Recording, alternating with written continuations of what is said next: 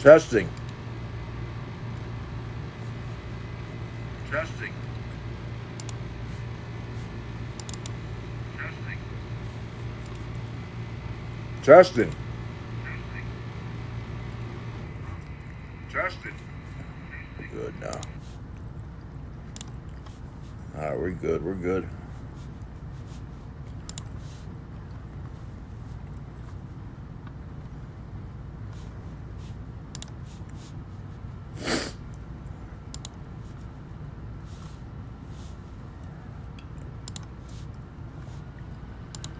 Testing. Testing. Oh, heck yeah.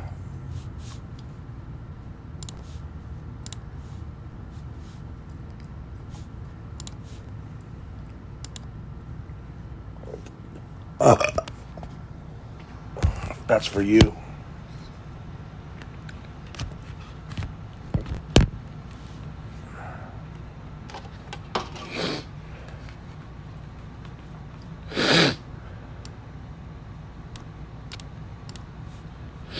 Okay.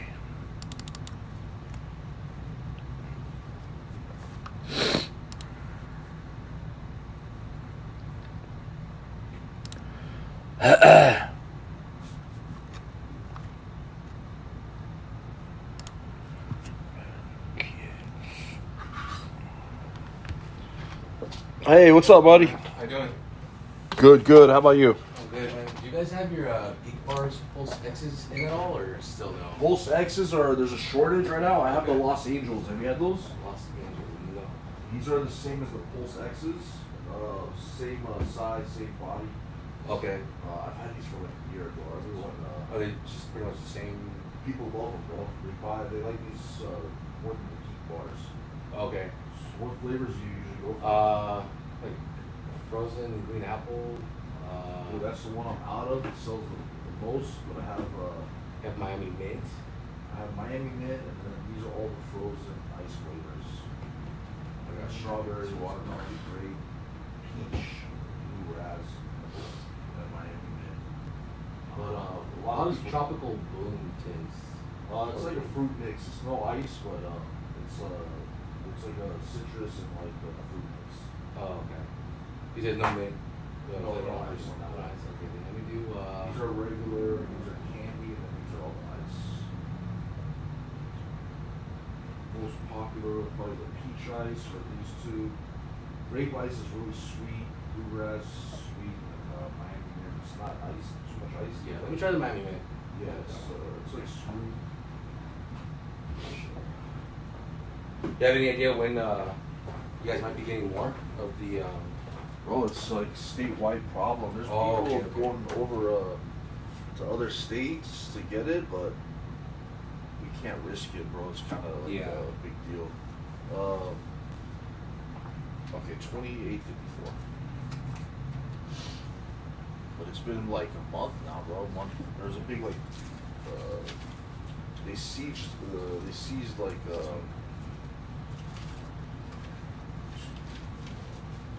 they seized a big shipment on at the ports, bro. Oh, okay. Yeah, well, that's not good. Yeah. No, so it's like, all right. Here's 50 cents back. Thanks, man. Yeah, test it out, bro.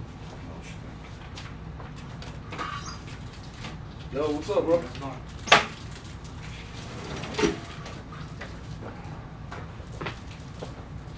What's up, man? How can I help you? Yeah. How's that Miami Mint right there, though? How is it? Yeah, have you tried it? Popular. I don't do the mints myself, but everyone buys it. Alright, let me get one of those. What do you think? You just I like buy it, one? yeah. Yeah. Get it? Yeah.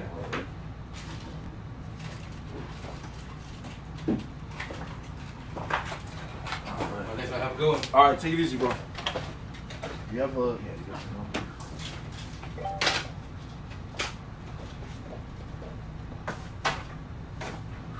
What's your name? Joe. Oh, what's up, Joe? Okay, bro. 28.54. Should pop up. you gotta do it, then read it. Oh. There you go.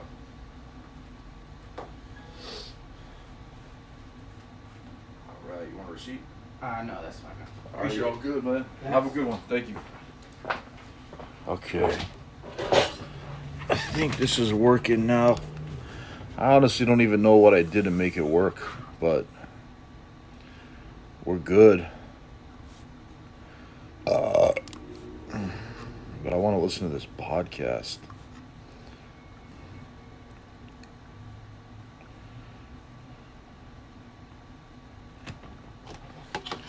That's cool. I was literally an assistant manager working at AT&T Warehouse in the back office, and I stumbled upon YouTube. Had no idea what it was. Saw a couple of comedy sketches. Like, that's funny. So that day, when I found it, I opened a YouTube channel that same day. I said to one of my buddies, coworkers, I said, yo, you want to film a short skit with me? Went right into the office, filmed it, and that was my first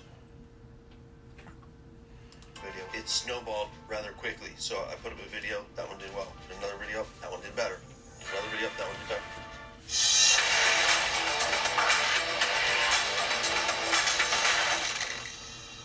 All right, ladies and gentlemen, a long time coming. I've known this guy. I've seen this guy. I've watched this guy.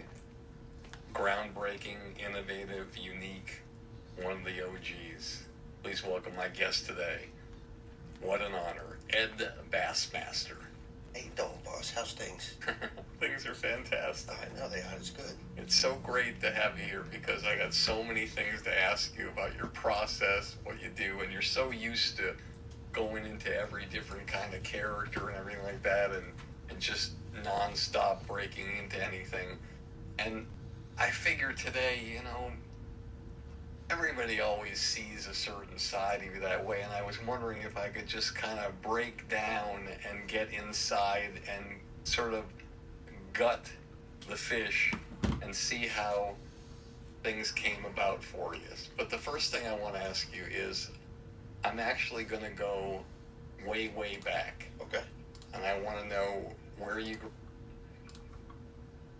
Way, way back. Okay. And I want to grew up.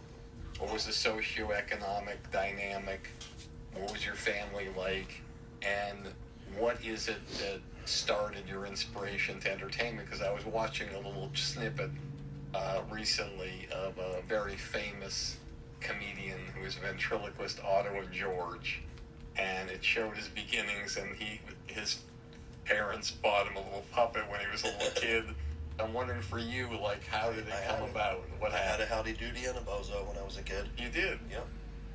I was always wanting to perform, whether it was a puppet or Michael Jackson impersonation or a relative's voice. At what age for the first time? Straight from the gate, man. As early as I can remember, 5 years old, 6 years old. I think around 6 or 7 is when I started, just dancing like Michael Jackson all the time. And where was this? At home, right outside of Philly, where I grew up, Oh. in good old 1973. And So you still live in the same area that you grew up in? I never moved further than 20 minutes from where I was born in Northeast Philly. So I always stayed in that area. And I think I always will. There's just, I've been everywhere, and I love being able to go other places, but home is home for me. It's not saying, Philly's a great place. It's got its, sketchy, hood areas. I didn't necessarily grow up in the hood, but, we grew up kind of poor, So you go through high school, do you perform in talent shows in I high didn't go school? through high school. I dropped out in 10th grade, see? Hi, how you doing? Okay. I didn't perform, no. I Doing was good. just always performing for friends and family. I didn't take it to the stage until How can I help much you? later. Why'd you drop out? I just felt like school had nothing to, I felt like I've learned everything that I wanted to learn. And there was nothing else in it for me. So how did you finally get out of the house? You want The just first one? job you Yeah. had Well, where you were making money, you don't get a deal might by not have been in two, the right? entertainment No, business, so but what were this you one. doing to get your own independence? Nothing. I was never independent. I was Hard to get still at product. home with my What up, bro? stepdad at the time. All right, When I was Jim. working in retail for AT&T Wireless, cell phone sales guy here. How's it And going? Doing good. YouTube came along in like 06. I was, you know, early. I was, Living the dream. I don't know, about 30 years old. Thanks, buddy. See you 32, later. 33. And What up, bro? that was, you know, that was my first, you know, So you're selling cell phones from when you're 18 to 33. retail from 18 to 33. Yeah, just job to job, nothing real. Have you been You here know, before? trying to find myself now and living at home, yeah. And 33, you're like Jesus. and, Oh, you know, I was a carpenter. There's so no I made a more lot more promos money on the than magazines. disposables right now because it's limited. So, you know, and I met my wife, you know, rewind back a little bit when I was 24, I believe, 25. I met my wife, who I'm still with, married 25 years. And, That's like 72 in LA years. you know, an old dog, you know. And, you know. Now this is interesting too, and I'm going a lot of places, and I'm sorry, but so you said your stepdad, you live with your stepdad. So tell me, your mom and dad, when did they get divorced? Oh gosh, my real father left me and my little brother and my mom when I was 3 or 4 years old. So I don't even have memories of my real father. And you never talked to him Never since. spoke to him, never, I have no idea if he's dead or alive. You never saw him since. Never saw him since he took off. Did any member of your kids in your family find him? No, nobody tried looking for him. They just didn't have it for a while. And to be honest with you, since there was no memories, I was just not really that interested. It wasn't any, like, no, All right, go, man. Elijah, stay up, man. or angry. God bless Your you. stepdad, did he step right in and become a father? My stepdad stepped in and, you know, raised my brother and I, and then my mom had my little sister with him, and he did stick around. He wasn't a good father, like, he wasn't a father figure to me other than paying the bills and putting a roof over my head. He never, you know, I love you, you know, I never heard that from him. So you never heard I him never love heard you? that from a dad, no. No sound. Wow. Crazy. You know, it's weird, and I know there's a lot of funny stuff we'll talk about, but, like, I often wonder with my kids, you know, if I said I love you too much. Because if, you know, I'm with them, it's like we say I love you to each other, I mean, multiple times a day. It's like, it's like, My kids. yeah, and so that's the next thing I wanted to ask you about. So, here you are from a broken home. Your stepdad never says he loves you. Does your mom tell you she loves you? My mom passed 2 years ago, but yeah, she was a very loving mom. You know, I had a great mom, and she pretty much raised us, you know. My stepdad, like I said, he provided, he paid the bills. But other than that, it wasn't, you know, there was no connection.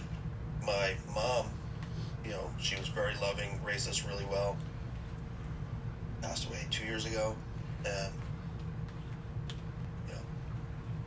I don't have any, you know, I'm fine, I'm happy, you know, I'm happy. My children really fulfill everything I miss out on. This is what I'm saying. It's amazing. You come from a broken home. Your stepdad doesn't say, I love you. You're a regular father you didn't see since you were 3 years old. You meet a woman. You are married for like 25, you know, 2-3 decades. You say, I love you to your children all the time. Where does this example come from? It came from, like I said, being raised by a loving mother. And as soon as I had my first child, it was, you know, life-changing for me. And I always had in the back of my mind that I didn't have that, so I want to be, you know. And like you said, I say I love you to my kids all day long, you know, over and over again. And it's nice because my 22-year-old son, when I just talked to him on the phone earlier today, he says I love you before he hangs up, before I do. And that's how I measure my success. Nothing else. You know, my kid, my 22-year-old son, all right, love you, Dad, before I say it. And I'm like, wow, that's, I don't know, that to me is like measurable. So I would agree with you. yeah. So let's keep going. So Sure. You're 33, you're in this dead-end job, you're living at home, YouTube comes along, people can start their own channels if they want to. What's the first? Take me 24 hours before you decide I'm going to form my YouTube channel, and what's your mind thinking, and what's your plan? Well, it's so funny because I just told this story yesterday, so this is great.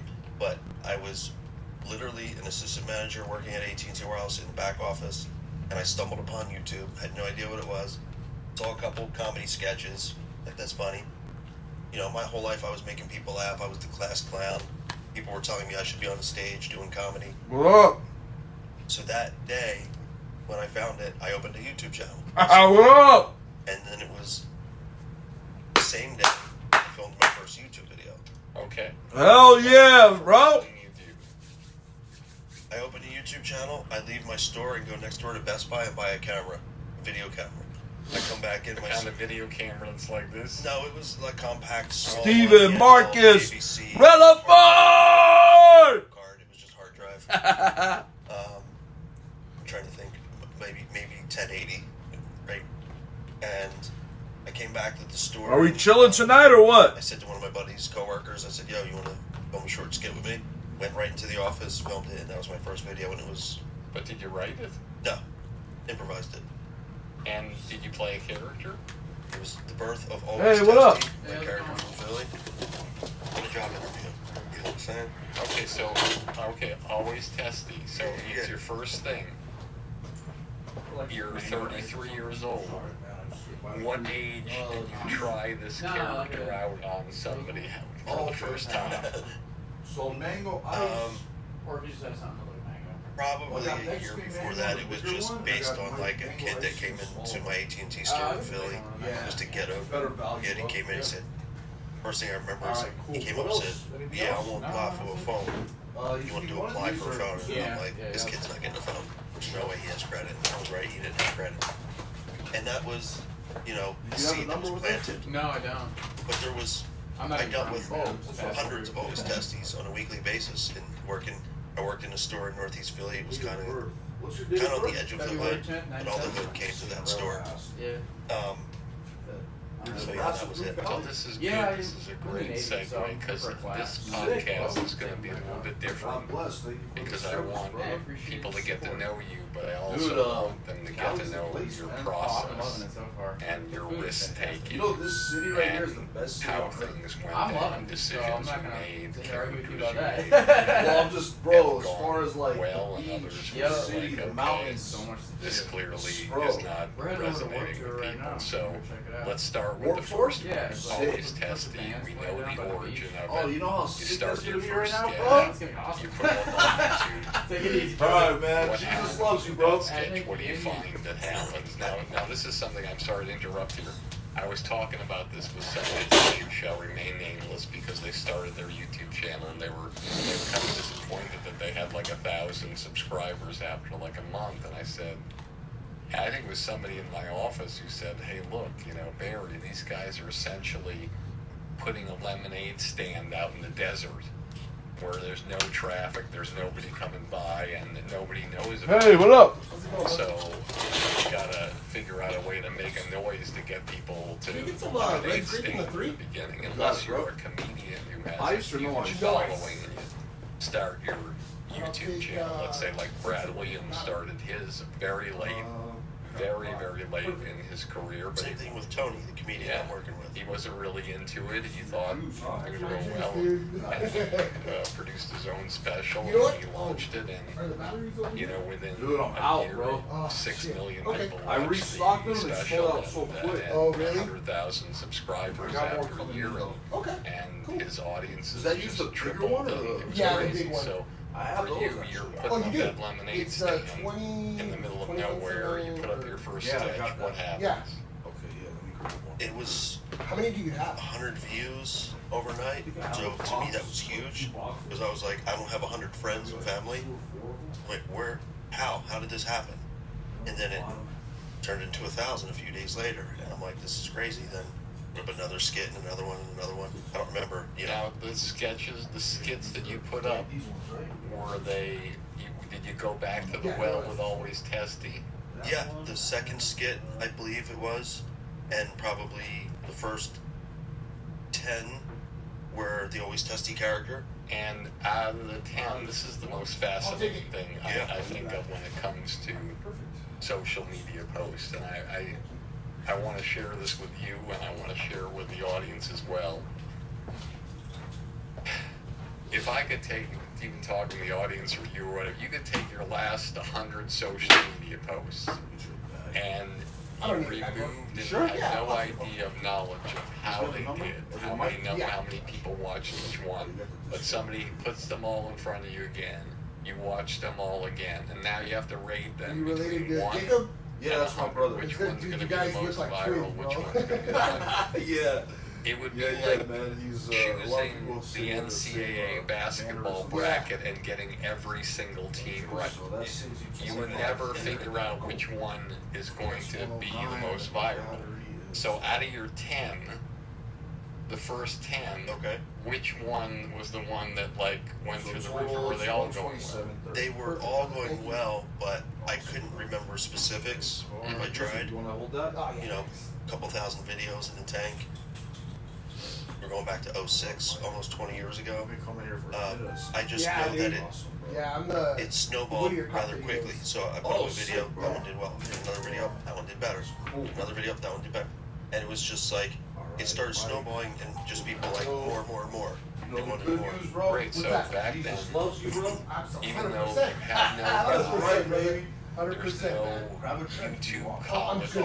I'm good, brother. I There's just no filled up a big old jug mentor. of water. I try to stay So, away from anything like. I know it's a yeah, long time ago, but if you Yeah. remember, how Try to, other often than this, but- were you Dude, releasing there's an all of artist. He these just came out with videos? an album. His name is Nate No. Something about Okay. me with N8. my YouTube The number 8. entire career is No. I never had a consistent Bro, you schedule. hear his Twitter, So it dude. was Really? just whenever Yeah, I felt yeah, like check him out. create, Let's check it out. that's when I You did it. know, probably not the Maybe music, once a week. you like, Yeah, but Maybe once a week. Let me see. All right, He's so got a now we couple know good the songs. beginnings Alright. of It's the like always test the like character. Depeche Mode. Oh, And dude, it that's came my kind from of the stuff, bro. amalgamation of custom It's that vibe, but it's stores. with a little like You're still hardcore rock. working You at know? the store.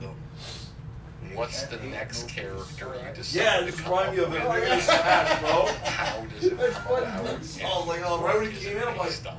For a I'd second, I'm actually like, yo, probably- Nate No. Gotta look through. Alright, Check bro. it out. Alright, stay up, bro. Thanks, Who dude. was Hey, my tell second us, character off the Jake, top of my let's head? set this up. I I will. honestly don't I'll know. tell him Take today. care. There was You a too. lot of one-offs that I did, and it wasn't for any particular reason. It wasn't. Lamone, what up, Lamone? It was just What's good? if I felt it. Lemon James in the building. I Lemon James. There was a one-off character. I did. You gotta say Lamone. A one-off prank call character that I did. What up, Elijah? What's good? What's good? Second character. What if you I had to doing? guess, Gosh, Always showing love, man. Appreciate you. might have been. Get your trip to LA set up, bro. Vinny from Brooklyn. And Vinny from Brooklyn, I mean, he made a few appearances, but nothing big, you know, nothing substantial, you know what I mean?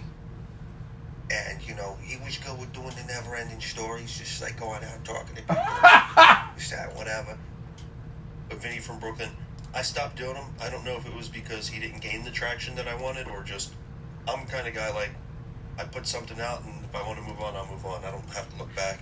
I don't care if I look back, you know, and he's a character that I would bring back, because, you know, everybody needs, you know, that mafia wannabe, you know, in their arsenal, you know, character. And was that another customer-based thing? Nah, Vinny from Brooklyn was just, you know what I mean, like, just typical, you know, mobster movie character, you know, and when I was doing him, I was doing skits, but I was also doing prank calls, and there was other characters that, And what was your inspiration for doing your first prank call on YouTube? Because doing prank calls, I don't know what the rules are for YouTube, but I've done a lot of prank call shows. I've worked on a lot of shows. I've had people on shows like Crank Yankers. okay, And I believe there's only 2 states where you can do legally prank calls, New Jersey and Las Vegas. Is that correct? I don't know, but with YouTube it didn't matter, because they weren't like broadcast the same rules that, you know, TV and movies had or whatever. I just remember that So your first prank call was with a character or not with a character? it was probably in character. Which character, I'm not 100% sure. I'm trying to recall, I can't. Was it hard to stay in character when people are freaking out? No, it's never hard to stay in character. When I'm in it, I'm in it. Yeah, we got some shows tonight. Broken character like the old character. As soon as I get out of work, I'm heading right to LA. They start laughing. Well, I break. Very, And I'm gonna very try to rarely do like broke at least character. one or two different shows. The amount of times and thousands of videos that I've made that I've broken. Do you keep them in when you break Oh them? man. Sometimes. I shot a vid, this is gonna sound crazy, but I shot a POV, just with my phone today on the Venice boardwalk with an Asian store owner, and I pranked Yeah, him. I'll be on live at the show. I laughed. And and I'm gonna keep it because it's so funny that he made me break right when he did. And it's just, it was just a childish little prank I was doing. Just I used to live right above the Rose Cafe. I'd have to hear that guy singing Bombaleo 7 times a day. yeah. And that guy who imitates people's body movements and then asks for people's money and always yells at them. That's not enough. Yeah, they all want the money, right? They all Let's- want the money. Let's keep going with the characters and the origins of them, if you don't mind. I'm just going to pick some randomly, if you don't mind. Chip Diamond. How did that come about? Tell me the origin of that and how you evolved the character, and explain to the audience the character. I was working in a kiosk in the mall, same company, AT&T, and it was just a thing to get reactions out of people, to just stand there like this and look at people like, just to get a rise out of people because we were bored with our lives, And we got several great reactions, people that wanted to jump into the kiosk and beat me up. I had a woman scream in the middle of the mall, "What the wrong with you?" Because I did it to her. She was young and her kids in the middle of the mall, so I walked by her and did. And she got real pissed and yelled, and like security came by to see what was going on. Just for one sound effect. Just one sound effect. I tell people all the time, like, that one gesture can get you into a fight, get you into a situation, so, but it's fun. But where did it come from? Yeah, did you make it up? Where did you see a guy do it? Like, No, it's just, everybody does that. Everybody has done that in their life where they just went, they don't know you've done it, you don't realize you've done it probably. Maybe not, I don't know. I don't realize it, but it's just like fascinating because Maybe it's an East Coast thing, you don't seem like the kind of guy that would, somebody, but is there a name for that sound effect? there's not a name, but it's spelled PSH, and it's, like, if you type in PSH, it's, it's all me. I don't. You got the trademark on PSA. I possibly could. We never did, but yeah. Awesome. Let's keep going. Amelia. Oh, look at that. Yeah, Amelia was born in New York City, and I was in downtown Manhattan, and they were getting on the tour bus. All the foreigners were waiting in line. There was hundreds of them waiting along the bus, and I just started going, "Oh, would you look at this line? Look at this line. Have a look at this line." And they all started cracking up laughing. None of them spoke English, but they were all laughing. And my buddy who I was with, I did that out of character. I wasn't dressed up any sort of way. And my buddy was like, "You got to pursue that. That's great." And I did. And probably my most viral stuff was Amelia. Would you look at that? A lot of people looked at it, Barry. A lot of people. So what's fascinating so far, we got Chip Diamond with that noise, the sound effect. What's up, buddy? You got Good. Emilio, will you look at that? You got Vinny, who said, did he have a catchphrase even though he wasn't that? I mean, typical how you doing? Yeah, it was How's okay. things? And then the first one you did always testing. Did he have a catchphrase? On the strength, yo. You know what on the strength mean back? On the strength means like telling somebody something on the strength, like for real. You know what I'm saying? In English, it would be on the strength. But a Philly thing is, when they telling you something that's real, it's on the strength, yo. It's fantastic. That's a Philly one right there. Let's keep going. Yes, sir. Tequila. Tequila. It's I'm sorry. It's spelled like tequila, but pronounced tequila. Tequila. Yes. And that was based on a girl whose real name was spelled tequila, and I called her tequila, and she corrected me and said, "It's tequila."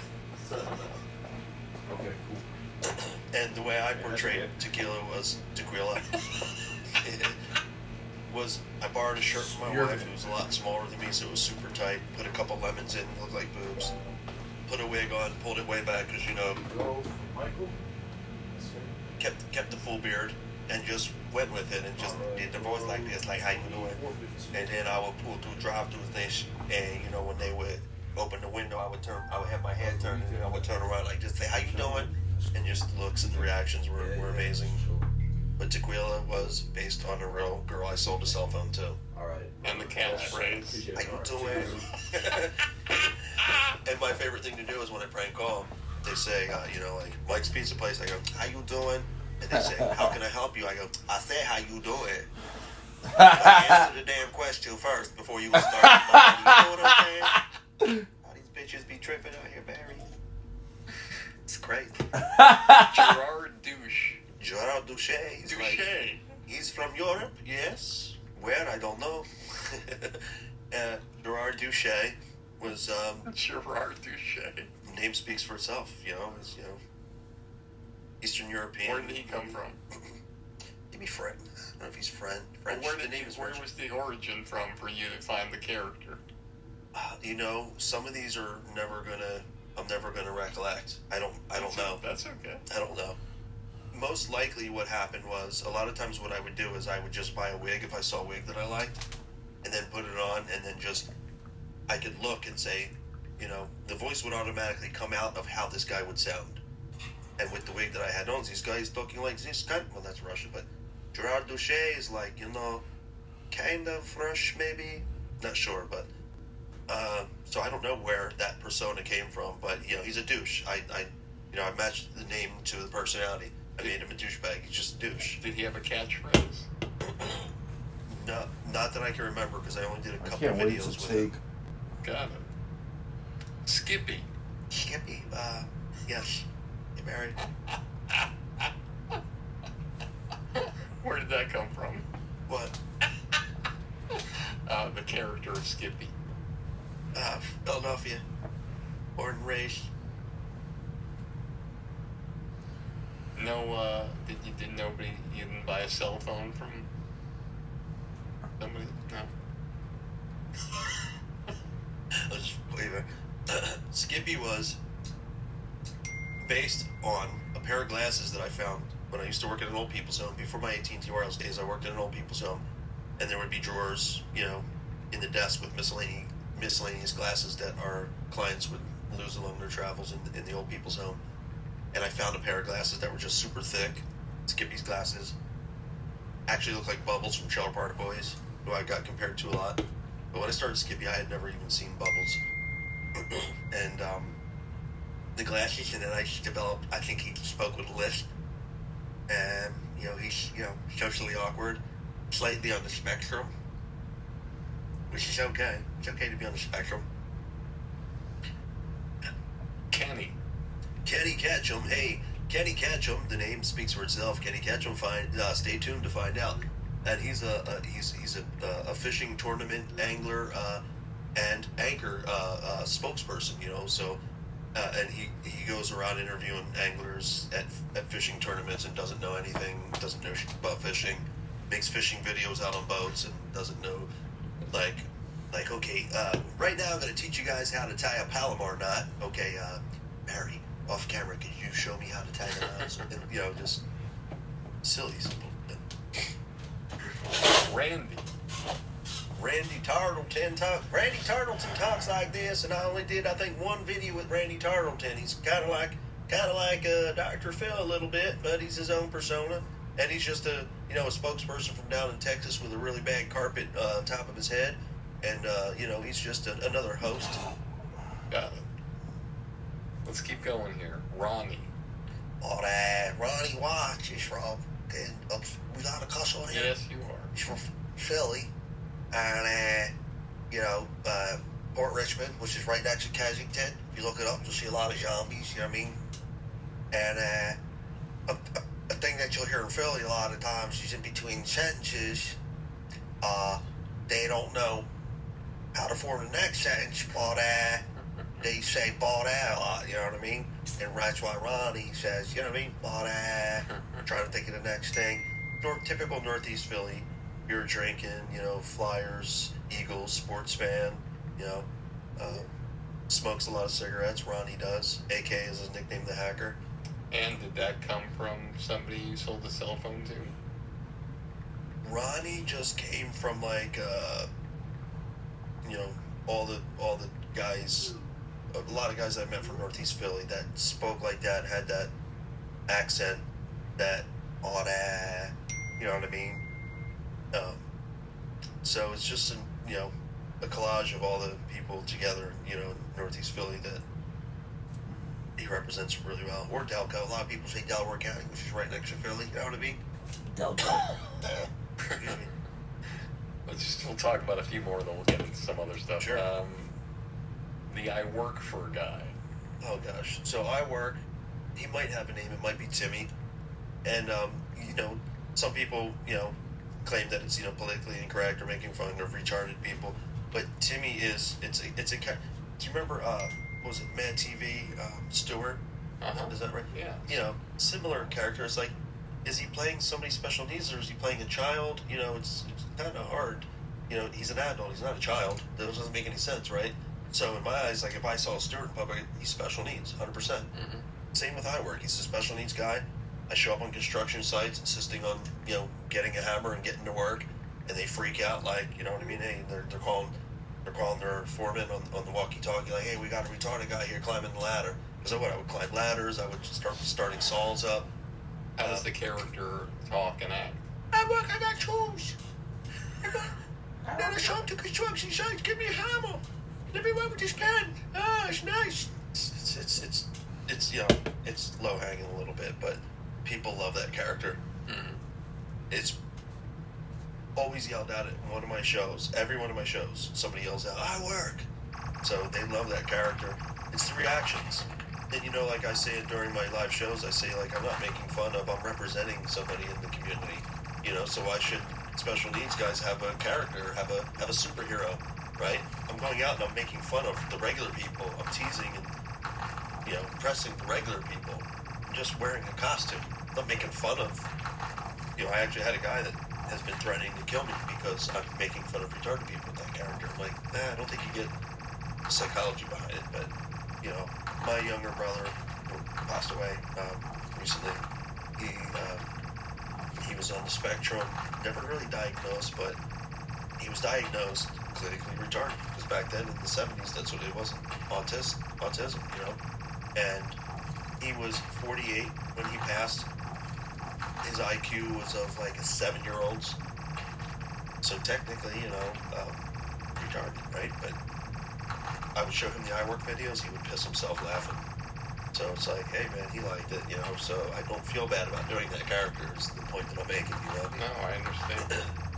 And the last one I want to talk about, one of my favorites, Mumbles. Me, walking out my beautiful Dutch out here with going back in with about 10 years ago. She went on the funeral, which was my papa's house, and he said, oh man, you go down to the Jim's driving down the street road, get more down, and go down there, pull the bumper, get tight, and have shorts, get letting the crime machine into the crime, man.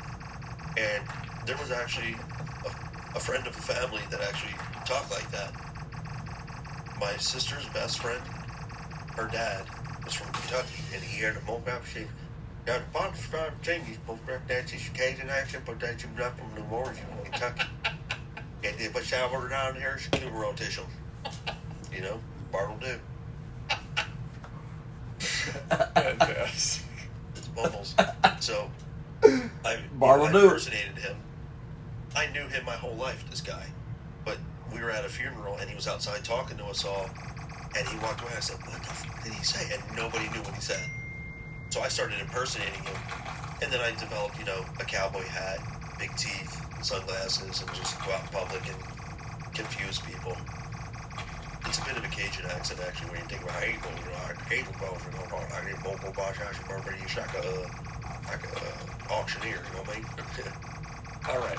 So you got the YouTube channel. You started in 2006, and you're 33, around 30, whatever you are, and you're still working. You're in an 18-year job or whatever it was with AT&T for cell phones, selling phones, which can't be a lot of money.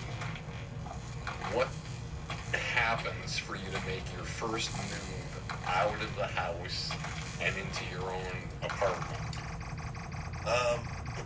Well, I met my wife and we got an apartment together, and so it took you to meet a woman to move out of the house. I was a mooch. I was working retail. Were you a good saver? Did you save all your money? No. So you had nothing. No, I had nothing. I've never had anything. I've never had anything and never cared to have anything. I'd be happy. I'd be just as happy with probably living on the streets with nothing. I don't want things. I don't want money. But at any rate, you need money. You need to work and you need to pay bills. But I met my wife and it was kind of love at first sight kind of thing. We both fell for each other. 29 years later, we're still together. But she had a good job. See, I was smart. Found a woman with a good job. Sugar mom. Sugar mom, baby. And yeah, She's moved into a nice apartment or a studio? No. We get a nice apartment. We're in Northeast Philly. You know, we lived in an apartment. And how old are you then?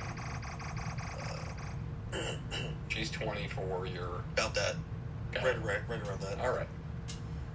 But you're still working the cell phone job 10 years after you're married. Well, we're kind of all over the place with this. When I met her, I was from retail job to retail job. Before I started YouTube in 06, the last 8 years I was at AT&T Wireless. But I was always just working in a mall, working in a kiosk, working retail. Because again, I wasn't sure what I wanted to do. Dropped out in 10th grade. I actually went to LaSalle University for one semester. I took a placement test to get accepted because I only had a GED. Got accepted because I've always been, halfway intelligent at least. I kind of feel like, even to this day, I have friends that I grew up with that have college degrees and I can't even talk to them. They're just. But at any rate, so she had the money. Got it. Okay. She had the money. Hey everybody, it's Barry Katz, and I wanted to talk to you about Blueprint for Success. This is a community that I put together during the pandemic to help all artists of every walk of life in the entertainment business, no matter where you are in that part of this journey. It's designed to help you. There are podcasts with people that will inspire you, like Kevin Hart, Judd Apatow, Bill Burr, that you can't find anywhere else but on this program that I've interviewed, to times where we get to talk to executives in the business that you would never have access to tell you what you need to hear and to answer your questions, to all sorts of different videos and master classes designed to help you get to the promised land. That's what the Blueprint for Success is. Doesn't matter whether you want to be a stand-up comedian, a sketch performer, a podcaster, an actor, an actress, director, writer, social media person, whatever you want to be. I've been doing this for 40 years. I've had the honor and been humbled to represent people like Chappelle, Wanda Sykes, Louis C.K., Dane Cook, and probably over 20 other people who went from a studio apartment to being a multi-millionaire and a household name. And I want that for you, and I wanted to take the time with this program to be able to help you. With your characters, the YouTube channel, where you said, I am never fucking having a day job ever again as long as I live. What happened? I wasn't making a lot of money on YouTube, but I started making money, and I want to say like the first year I probably made about $7,000 in the first full year of being monetized as a How many YouTuber. subscribers did you have after the year? Do you remember? After a year, probably close to 1 million. 1 million Yeah, subscribers I think after it took a year. me maybe 2 years to get a full, less than 2 years to get a full million. And now you're around 3 million. It's unbelievable. It's incredible what you have assembled. So Yeah, I mean, so you're doing that, monetizing. It's so that's when you say I'm quitting the job. yeah, and really I wasn't making enough. I was still making more full-time retail at AT&T Wireless. I was making like 40 grand a year. So you gave up 40 grand a year to have half. 7, To have 7 to 10 to 15 maybe. and your wife was okay with that. No, he was not okay with it. But I couldn't waste another day of energy devoted to not creating or performing. I couldn't do it. I couldn't force myself to do it. I would rather just die. And so she eventually went along with it. She knew when she met me, she knew I had dreams and aspirations of becoming something in the entertainment. And so one of the frustrating things for people who know a lot about YouTube, and to be honest with you, you could be the biggest expert on YouTube in the world, and things can change in seconds. Like just even recently, in the past month, they changed the algorithm where they added like 3 times the amount of advertising spots they insert in your stuff, and sometimes it's like your stuff is just like cut off in the middle, and you can go in if you want, and if you have the guts, Oh and my the balls gosh. and the belief in yourself to do it, you can go in and delete those areas where they put these extra spots in, or you can trust the fact that YouTube's algorithm is going to even itself out and it's going to work. So you've been in situations where your YouTube channel, in the early years of your marriage or whatever, started taking off and it started making way more than $7,000 to $10,000. But you've also been in situations where the algorithm changed in the past 18 years, and you're like, what the f just happened? I was just making all this money, and now they cut me down. How do you handle that as an artist, as one of the original people doing the YouTube channel? What's your backup plan for something like that back then? Well, back then, you know, it started increasing year after year. It was increasing, and by that time, I was able to branch out and make money on Facebook, make money on branding deals. I've done several branding deals over these years. I still do branding deals all the time, you know, and you know, the branding deals, the YouTube, the Facebook, all those platforms pay. You can monetize anywhere. So how many years after YouTube did you start with another platform concurrently, and was that Facebook the next one? I think MySpace maybe, but MySpace was more like a... That's where Dane Cook broke through. Really? That's where he used social media. He was the first stand-up comedian to do it, and he would press a button and sell out arenas. Jeez. Well, yeah, I didn't have that, but I was on MySpace for a little bit. I want to say that was the next platform that I used to upload content. Which was a platform that disappeared. Yeah, and I don't think I ever made any money on MySpace. I think the next platform that I made money on was Facebook. Got it. So now you go to Facebook. You have presumably hundreds of videos on YouTube. Do you slowly just take the first one and bring it over to Facebook, and then take the second one and bring it over, and pretty much. Do you create new content for Facebook right away, or do you just keep bringing over the old content? It's hard to create content for each of these platforms, original content. So I make a video and then decide where. Back then it was like YouTube right away. Then why not both right away? No, well, because today most artists, they make a great video if it's something they're really proud of, and it goes up on every platform. Now, but back then, no, there wasn't a whole lot of other platforms that were paying. It was like YouTube, Facebook, I don't remember who else, Patreon type things. I was primarily YouTube. That was like my home base. That was my bread and butter. But then eventually started just dispersing it across the platforms. One of the things I remember when I interviewed Jason Nash, he had this amazing story, and it's similar to what, I probably went through with MySpace. He was on Vine. He was doing great, built it up to like 3 million followers. And then one day they just pulled the plug.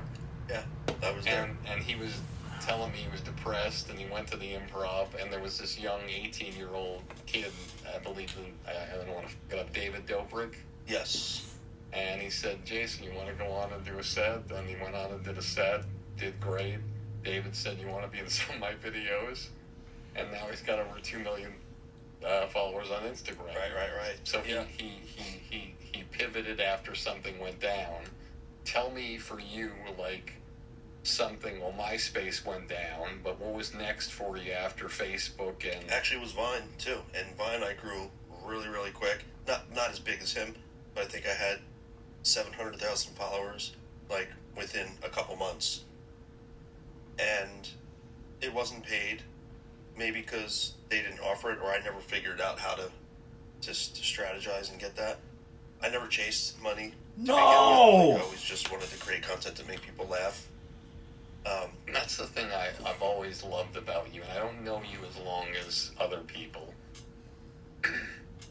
But I've always heard the stories that, like, look, all I want is a roof over my head, food on the table, and my family to tell me that they love me.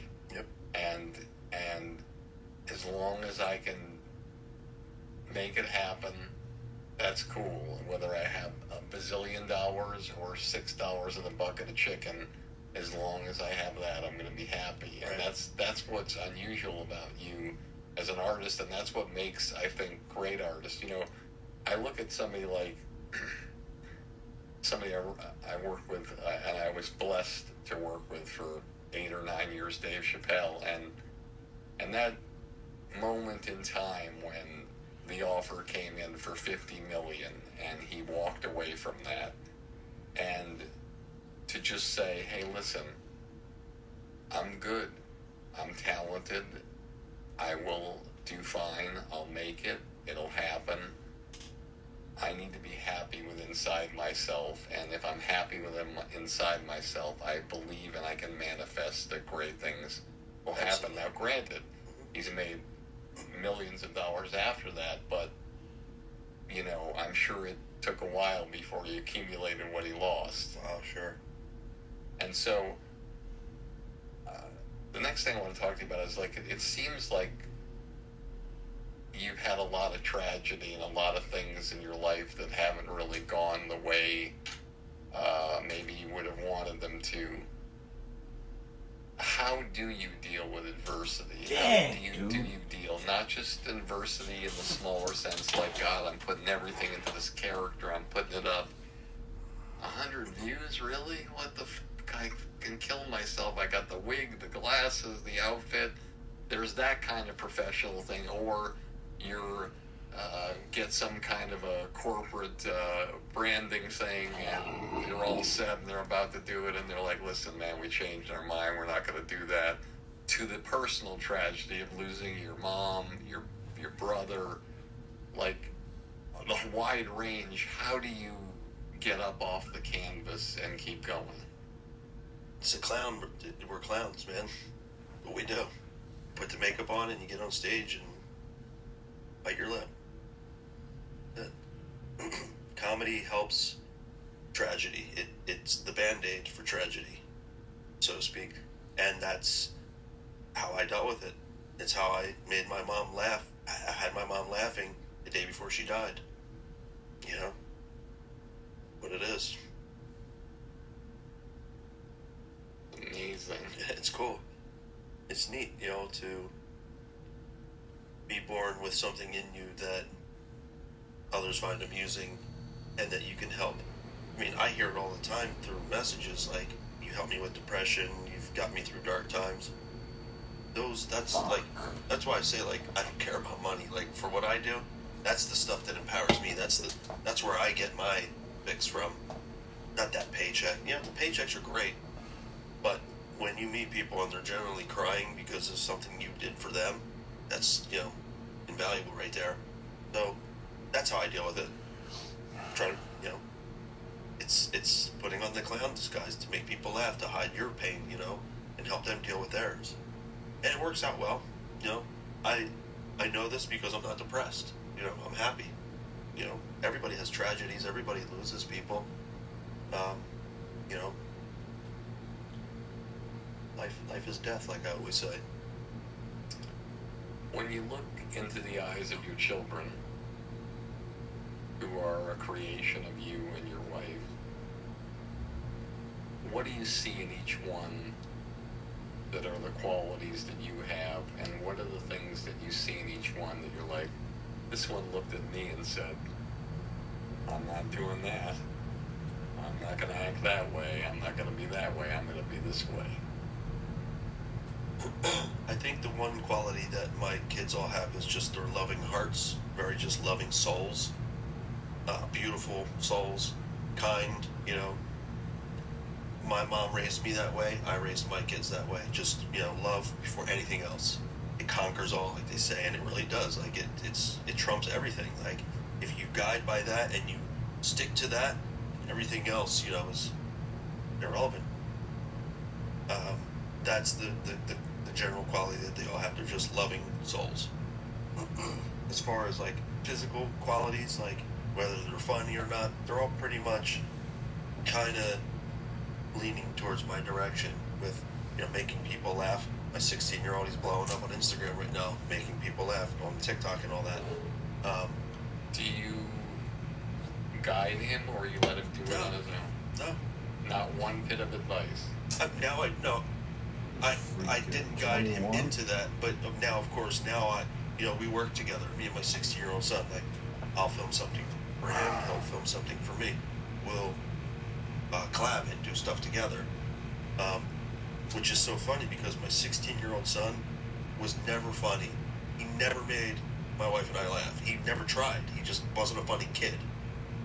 Then all of a sudden he started making videos within like less than a year, and he's really like blowing up. Like, I mean, one has like 8 million or more, maybe 12 million views, and they're funny, and I'm watching them and I'm crying, laughing. I'm like, dude, where were you all this time? You know? What did he say?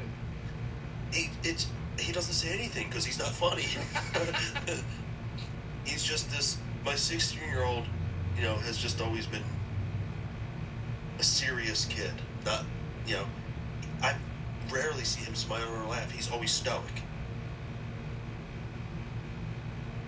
Doesn't break character and then start doing that. And, you know, my other kids, they're clowns. They're funny. They try to make their friends laugh. They try to bring people up with laughter and joy, you know, by doing what I do. So it's rubbed off. And so, what happens normally in this crazy business is when you make a noise that's so loud people have to listen, then regular media and regular television comes around, and they try to put the person who's been their own boss, done their own thing, doesn't answer to anybody.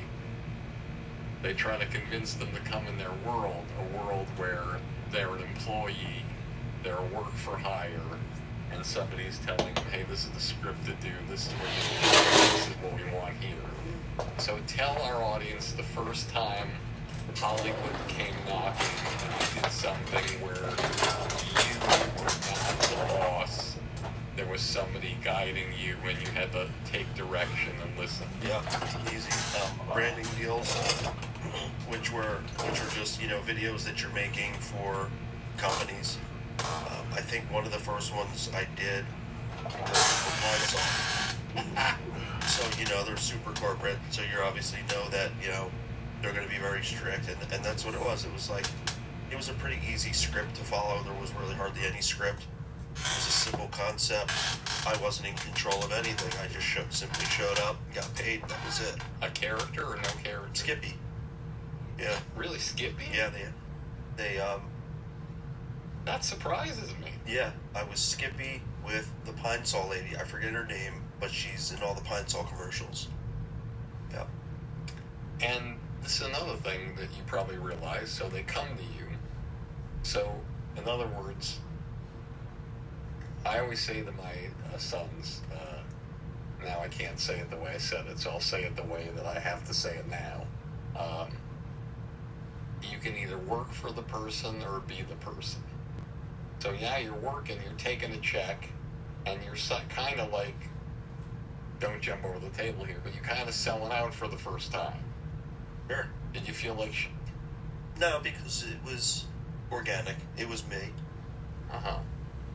And you can always tell if something goes well if they hire you again, and most times they don't hire people again because they're not used to the dynamic. Did they hire you again? I did do another video for them. So yes. So that just shows you. Yes. Tell me the first time a television show or a film said, "We want you," and you're on a set with people who are directing you and telling you what to do? It was Mad TV. They were having a contest on YouTube for YouTubers, and it was to submit a funny video to have a chance to be on the last episode. And it wasn't a speaking role. It was just a walk-on.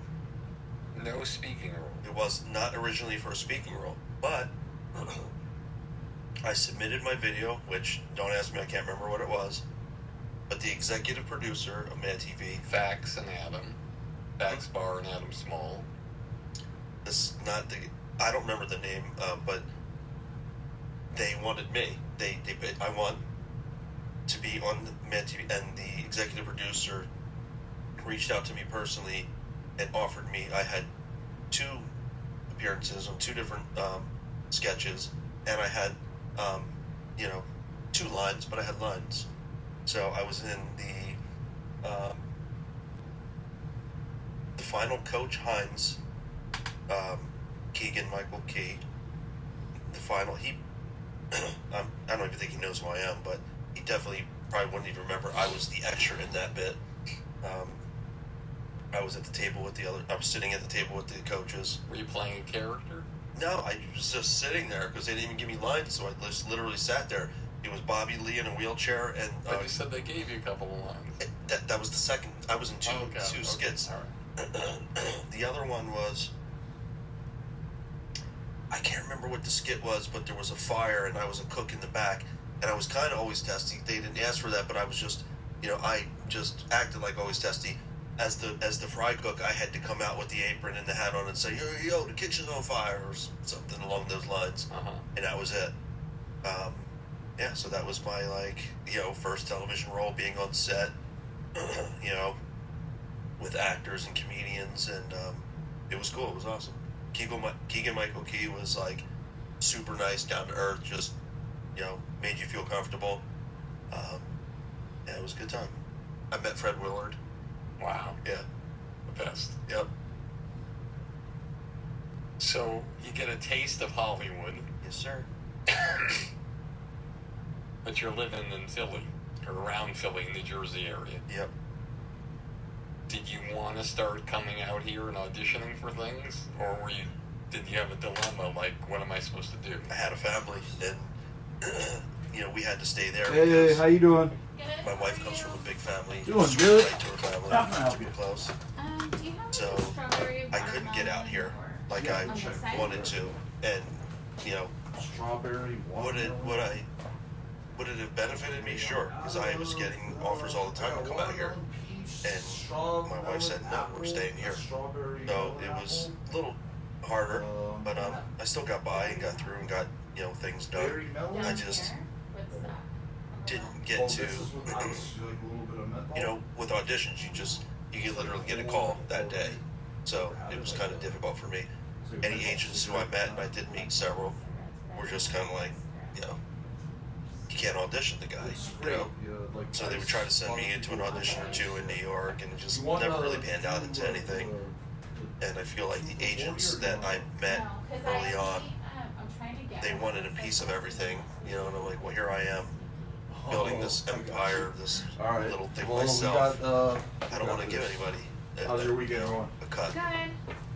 on the hopes that I might get something, So I kind of just been kind of a lone wolf, Maybe, I'm sorry. Well, it's working pretty well Maybe for you. instead Yeah, of it's not the bad. height, So I have a couple more questions. because I'm scared if I don't like it. Your whole career, of all the sketches you've ever done in your entire lifetime, all the pranks, every single thing, if you had to tell one story that's like your holy shit, Yeah. I can't fucking believe that this happened to me, Thank you. what's the one story that you put as the highlight chapter of your book, if you wrote one?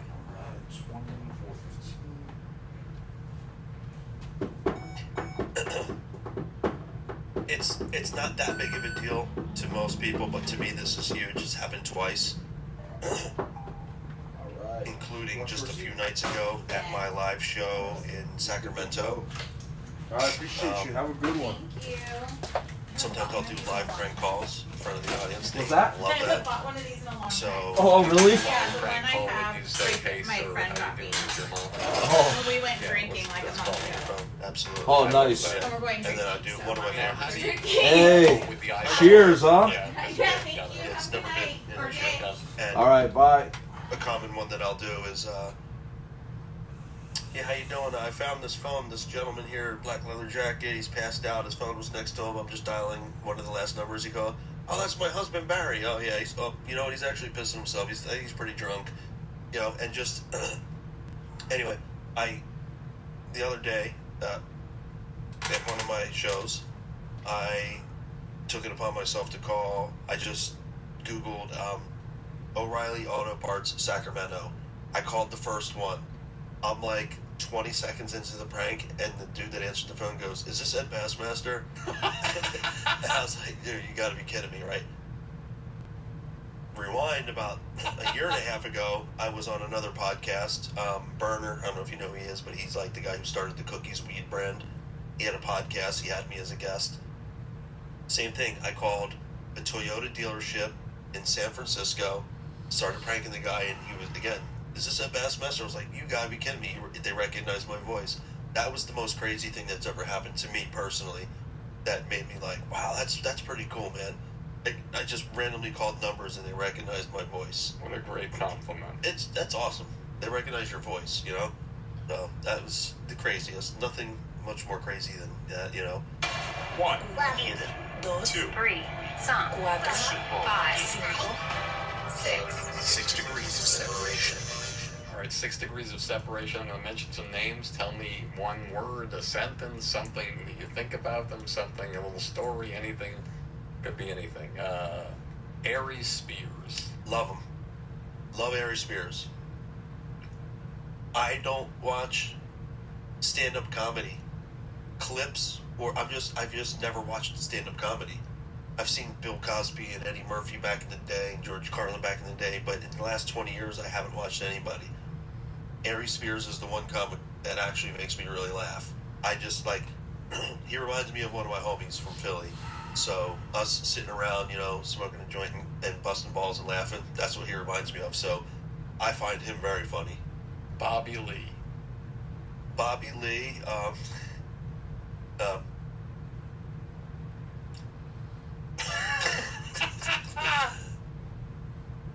he's successful. What can I say, you know? I never will say that person is funny or not funny. I never say that. I always say that person makes me laugh. Bobby Lee's cool. I mean, I've met him a few times on the set of Mad TV. We actually did a show at the Comedy Store about a year ago. We both were in the same showcase show with Annie Lederman. You know, I do find him funny. He does make me laugh, but I don't know how to explain it, man. Without, you know, he's great at what he does. It's been proven. You know, everybody has a cup of tea, right? I think the hardest part with somebody like Bobby, or anybody, is that, you know, I think how people are, we don't know how they became the people they are. We don't know what shaped them, why they act a certain way in certain situations. And sometimes when we're not always ready for it, we can feel like, God, is that guy being this way to me, or is he being that way to me, or why did he say that, or whatever. But when it comes to Bobby, I think his winning formula to me is the fact that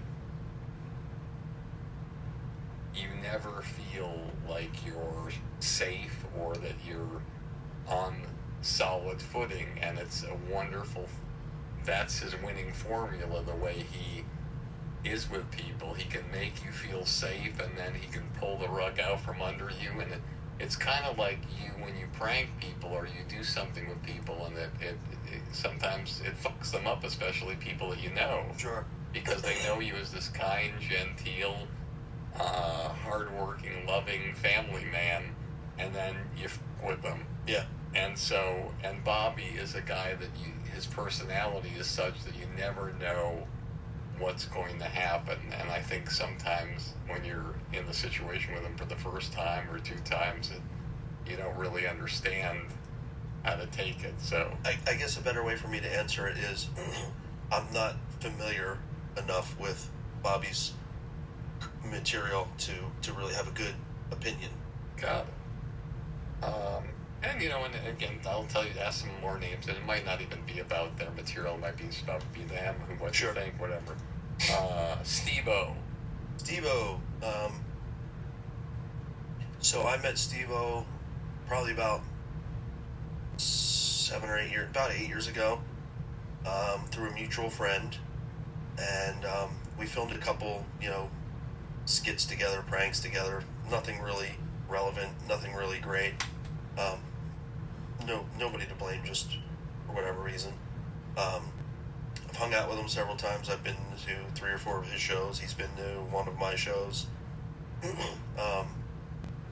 He's a solid, genuine guy, a good friend to his friends, and he's a guy that, made a living being a jackass, but, he's very talented.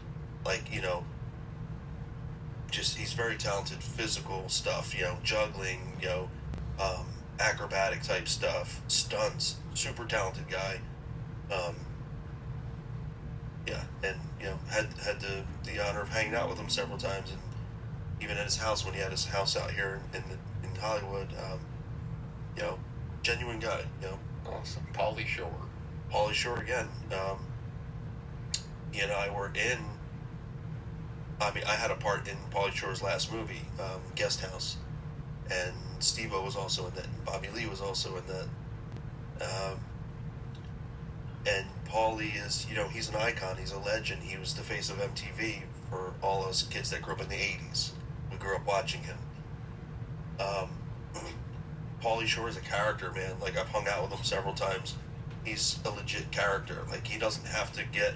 Hey, how's it He going? doesn't have to be funny. He's just funny. What up, buddy? How can I help And you? I've only seen his stand-up once. I went to one of his shows, and he made me laugh several times. So I think Pauly can be funny. I think he is funny. Los Angeles And, he's a character. Snoop Dogg. You have those yet? Crazy, you're channeling these. Misha, my camera guy, were just having a conversation about Snoop earlier today, of how successful he is and how he came from where he came from. I've met Snoop 2 or 3 times, smoked a blunt with him in New York.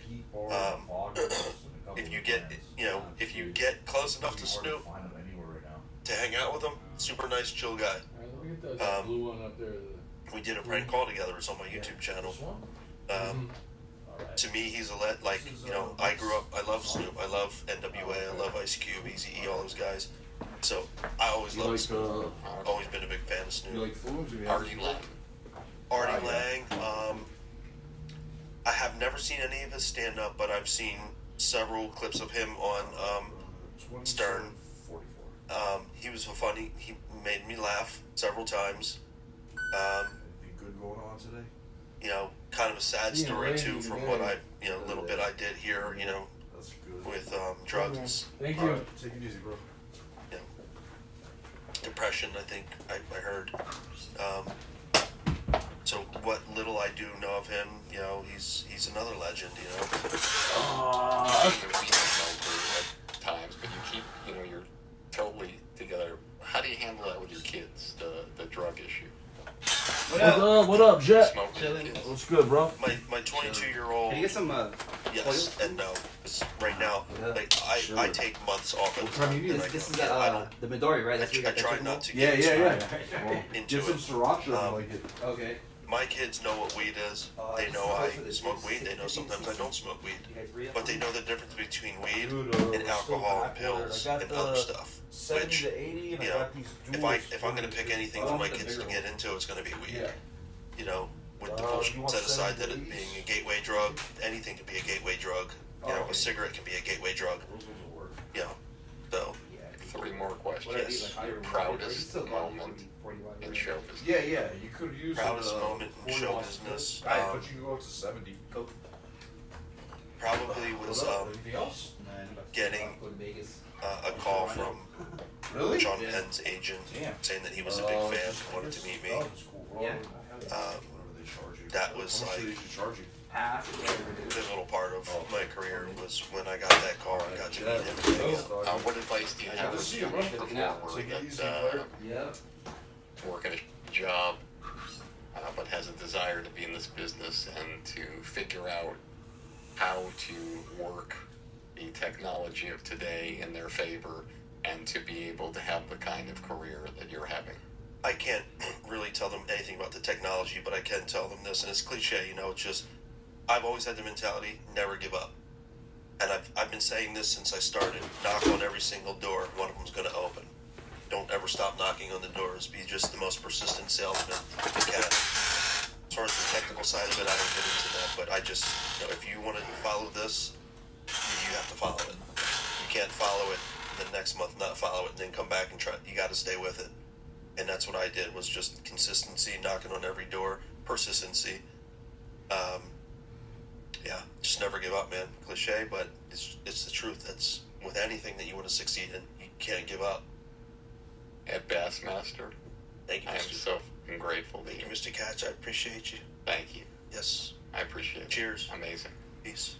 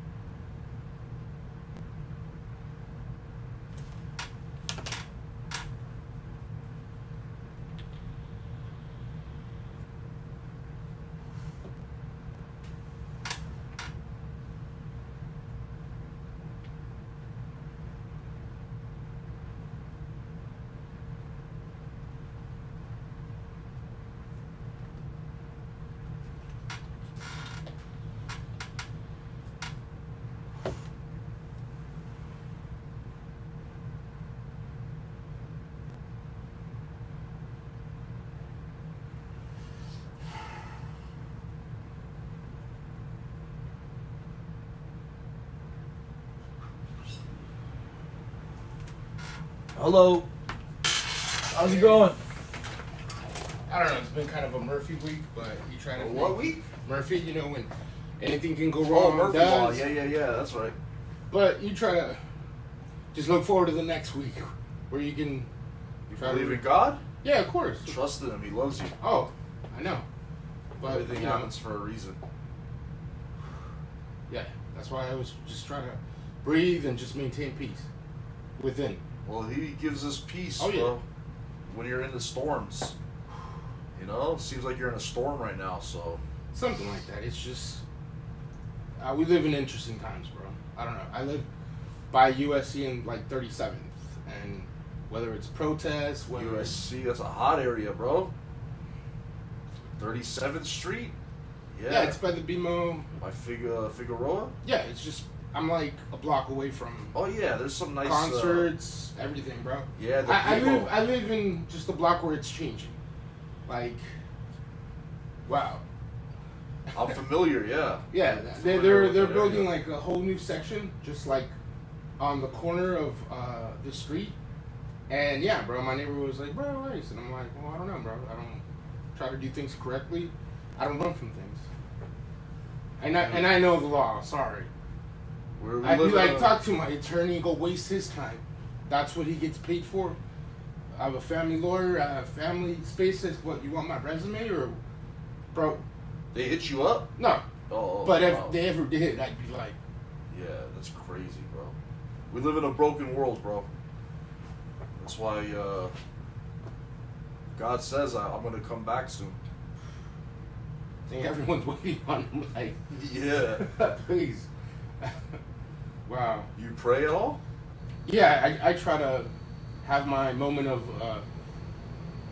worship within and pray, and then just, man, and it does work.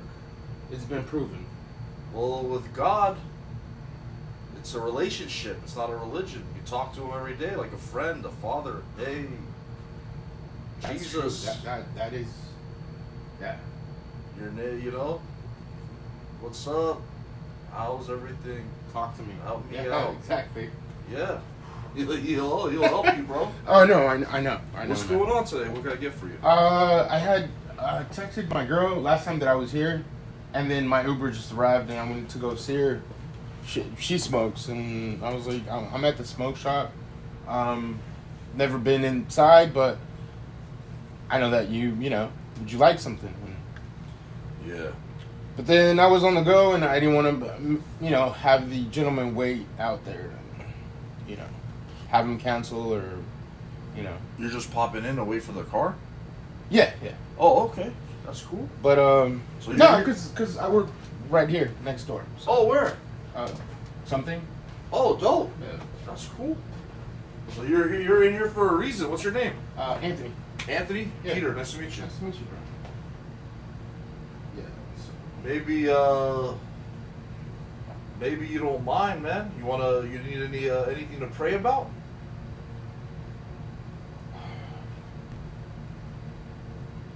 I don't know.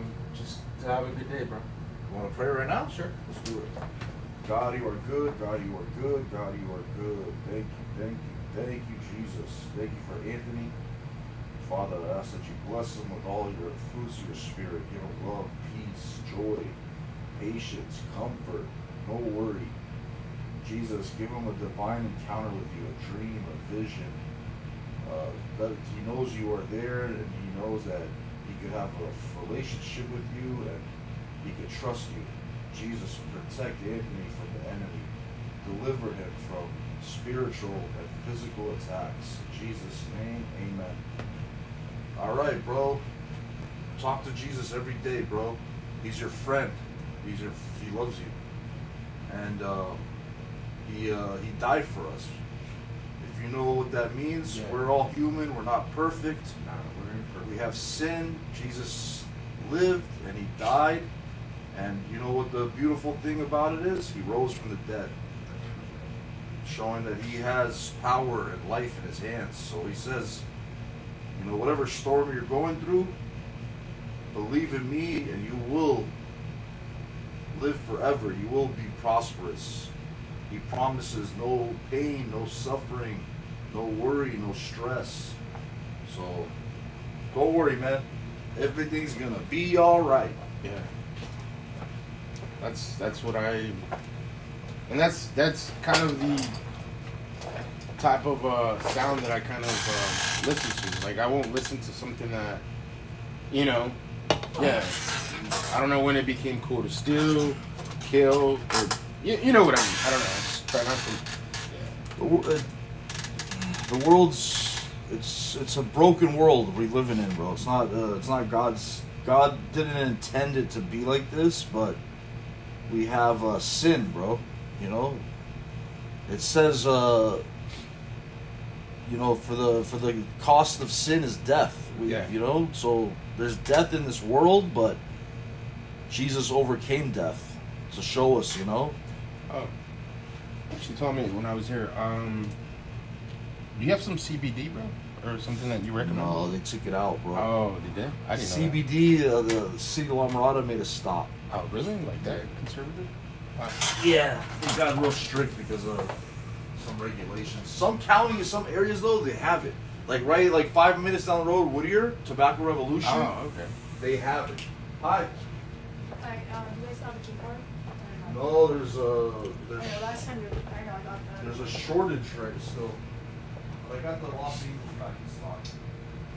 That one, I remember last 2 weeks ago I was here. You said, oh, you guys were out and the keyboards you recommended. Is that the one probably? Yeah, it's the same keyboard, same size, same look. Okay, I'll get that. We like ice, mint, fruits, candy. I have it all.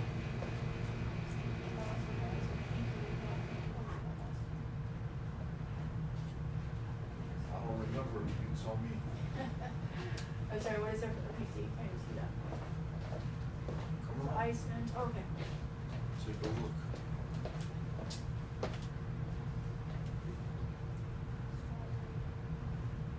What's up? How are you? Let's try the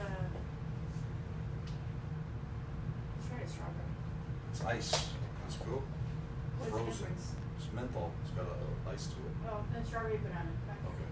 Okay. And I'll get a 3% Joel. Okay.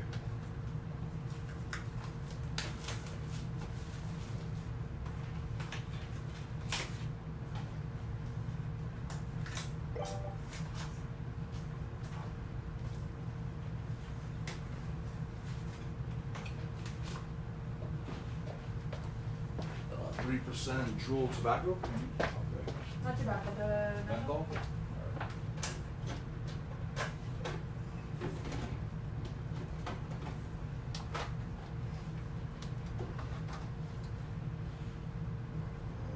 Okay. You're punching it now? Oh yeah. Is it Julie? Yeah. Already That's got you. right. Okay. All right, 55.97.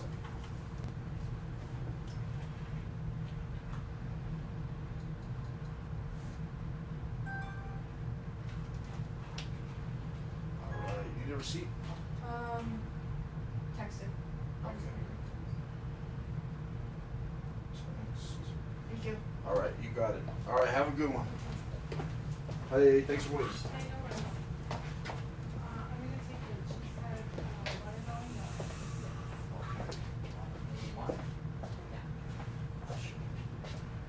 We have to go now, yeah. This is the, I think that's all we, I think it's all we want. Yeah, I thought I read that one. Yeah, it was. Do you want some coils or pods? Yeah, I'm gonna have a pot. Do you know which pod it is? I think it's 8. The only thing is I only have the 2 milliliters. They're a little bit smaller. Yeah, so. Okay. It's just like a little bit smaller. They're supposed to fit in here too? Yeah, they're the same thing, but they came out with these bigger ones recently. Okay. Alright, I'll just do Got it. Do you have a number with us? that. Yeah. Go ahead, put it in.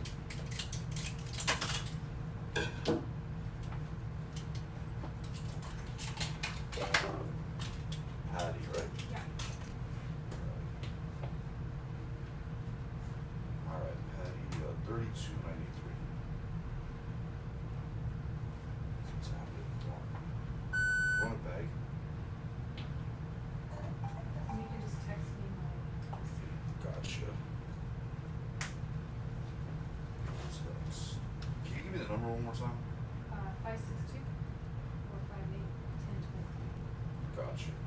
It's all set. All right, Patty. Have a good one. You too. Appreciate you. Or actually, I will take it back, please. Yeah.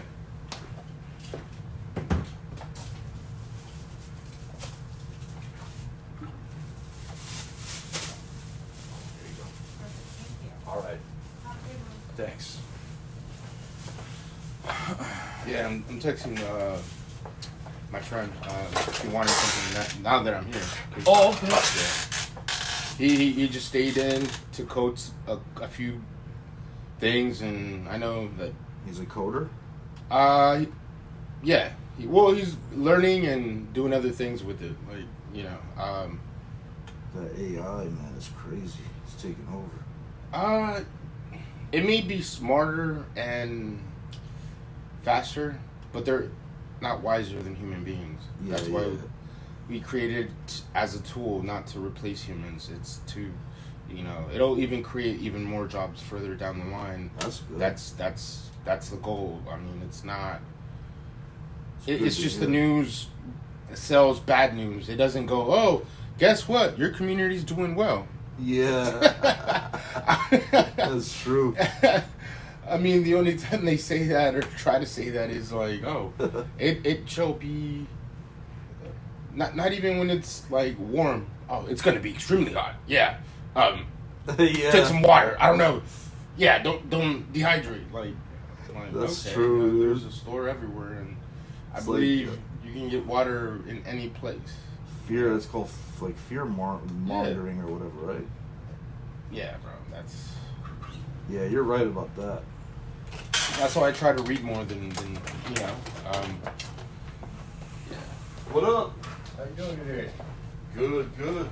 How can I help you? Not like that here. Oh, disposables? Los Yeah. Angeles are back in stock. I got the spoons. Yeah, just one. Pineapple coconut. Oh yeah. You want one or two? Just one. How's the day? It's doing okay, I guess. Being a Sunday. It's Sunday, right? Sunday, yeah. I had to say that a couple times this week. Like, what date is it? Alright, 24:15, please. Sunday, the Lord's Day. Yeah. You know the good news? What's that? Jesus loves you. Oh, well, I'm glad somebody does. Yeah, for real. Because the rest of the world seems to hate me right now. Oh man, the rest of the world just likes everyone, bro. Just don't please the world, please God. Thank you. What's your name? James. All right, James. I'm Peter. Thanks, buddy. Test it out.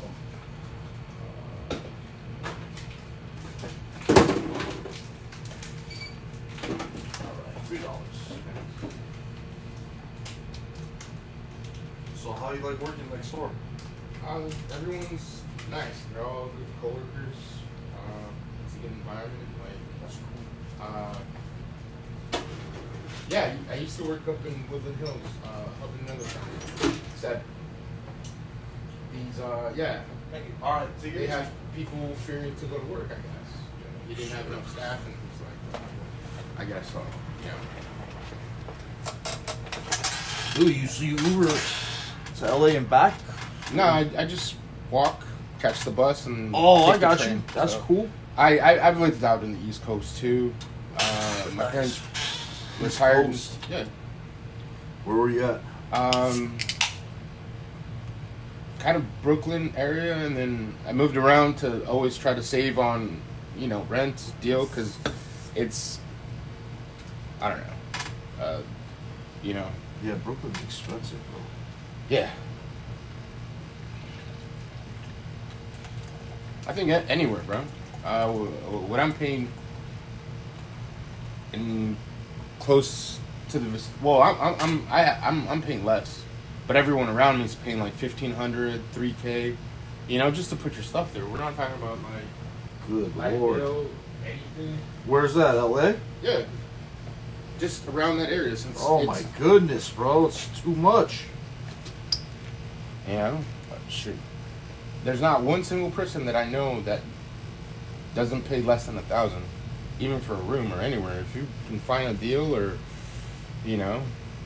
lease a deal to get a better deal, because they sometimes want commitment and Yeah. And you have to have a deposit. Like anywhere that you want to rent will cost you at least $5,000. First month's rent, second month's rent, and then deposit or whatever, pet deposit or Dude, it's a happy too deposit. hard, man. Oh man, Thank God I got a room. nice. I pay $1,000 a month. Hey, that's not bad, bro. That's a good deal. I would say that's fair market value. Yeah. Everyone else is trying to Got make a backyard, so I'm happy. Yeah. Thank God. God takes care of me, bro. Yeah, well, I guess he's busy, and then my girl's not picking up. She's probably just busy. I don't try to hassle her unless she's gonna go. Is it something important? I'm like, no. That's why I text you. If I call you, yeah, that it might be important. Yeah. How long have you been with your girlfriend? I've been dating her about close to almost 2 years now. Oh, nice. Yeah, I give her her space, she gives me mine, and it's cool. It works. I'm not, yeah. That's we cool, we man. both like to eat. Yeah. I accept her for who she is, and same here. So It's always nice to have somebody. understanding, because they don't make them how they used to. Like my other neighbor says, he's like, man, that's the reason why I don't get divorced. I've already put 10 years plus in this relationship. I'd rather make it function and be happy and so forth. How'd you fill that up? Oh, you put the Red Bull in there. Yeah. That's good. Yeah. Yeah. I need a bit of energy, bro. I've been up since like 6ish. Nice, man.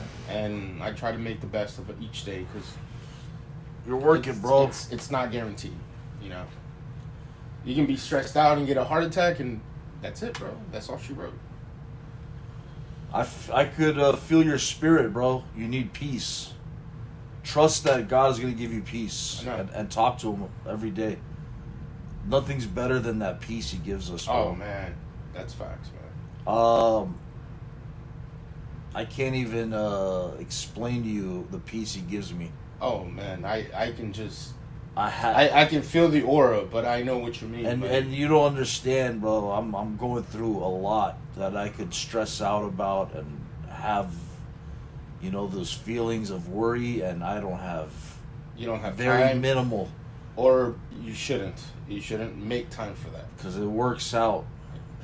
But when you talk to Him, because dude, you want to know what the bottom line is? There's spiritual warfare. Oh man, yeah, I do believe that. Okay, and God, what He gives us is peace, love, joy, comfort, patience. What the enemy does, there's a book, it's called Ephesians. There's a chapter 6, verse 12. It says, we don't wrestle with flesh and blood. We wrestle with ideologies, wicked ones in spiritual places. Wow, that is demonic that's powers. very deep. And you know But what it's the truth. what the war is about our peace. So the enemy, the devil, the demons, they want to steal our peace. How do they steal our peace? Stress, fear, doubt, worry, hate, anger. These are all spiritual influences. So when you feel worry, you got to know that it's like a spirit that's influencing your mood, your action. You got to talk to Jesus right away, bro. Jesus, please remove this fear from me. Jesus, please, whatever you feel, every day's different. Yeah. Some days I'll wake up, I'll have anger or stress or fear or doubt. And I address it right away because every day it's going to come. They're going to come every day. It's a war. So get your peace and fight for your peace. That's why I'm glad I'm off tomorrow and it's me time and Ooh, yeah. nice relaxing day. Nice.